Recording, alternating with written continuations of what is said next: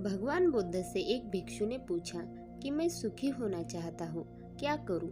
बुद्ध ने कहा कि तुम अपने मन से भोगों को निकाल दो। भोगों का लगाव तुम्हें सुखी नहीं होने देगा। भोगों से मित्रता मत करो, उनकी मित्रता तुमको नरक की ओर ले जाएगी। संसार के भोग चोर के समान हैं। ये चोर तुम्हारी आयु को धीरे धीरे नष्ट करते रहेंगे। अपने मन से स्वार्थ की भावना को बिल्कुल निकाल दो। ऐसा करने से तुम्हारे मन में सम्यक ज्ञान उत्पन्न होगा। उस ज्ञान के सहारे तुम धीरे धीरे वैराग्य को प्राप्त कर लोगे। वैराग्य सर्व सुखों का खजाना है। एक भिक्षु ने पूछा कि मैं लोभ को मिटा नहीं पा रहा, भगवान मैं क्या करूं? बुद्ध ने कहा कि तुम लोभ को एक सीमा में बांध दो। इस अंकुश से उसकी शक्ति कम हो जाएगी।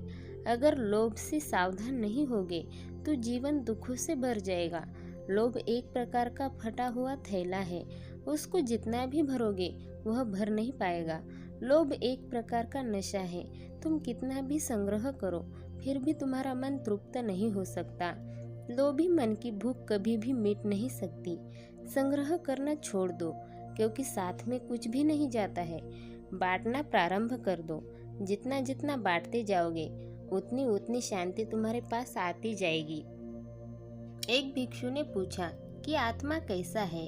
बुद्ध ने कहा कि आत्मा आनंद है, आत्मा प्रेम है, आत्मा शांति है, आत्मा पूर्ण है, आत्मा निराकार है, आत्मा सर्वव्यापक है, आत्मा तीनों कालों में नित्य है, आत्मा अजर अमर है, आत्मा अद्वितीय है, आत्मा पुरातन है अर्थात पुराने से भी पुराना होते हुए नए से भी नया है।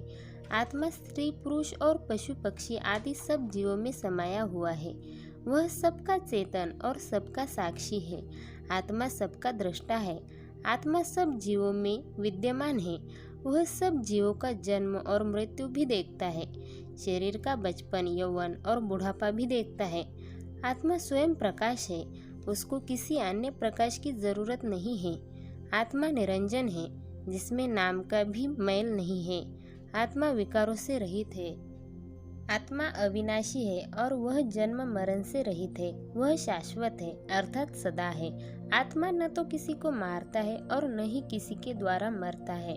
आत्मा को शस्त्र नहीं काट सकते, इसको आग नहीं जला सकती, इसको पानी नहीं डुबो सकता और वायु नहीं सुखा सकता।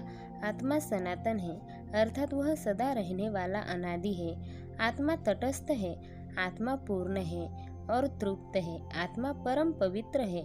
आत्मा को इंद्रिय, मन और बुद्धि नहीं जान सकते, इसीलिए वह अव्यक्त है। आत्मा तो इन सब से दूर है, इसीलिए वह अचिंत्य है, आश्चर्यमय है, क्योंकि उसको कोई बिरला नहीं जान पाता है। आत्मा का अनुभव करना सबसे बड़ा कार्य है। आत्मा अवध्य है, क्योंकि उसका कभी भी किसी भी साधन से कोई भी नाश नहीं कर सकता। आत्मा सदा भरपूर और पूर्ण है। उसका जो अनुभव कर लेता है वह आनंद को प्राप्त कर लेता है।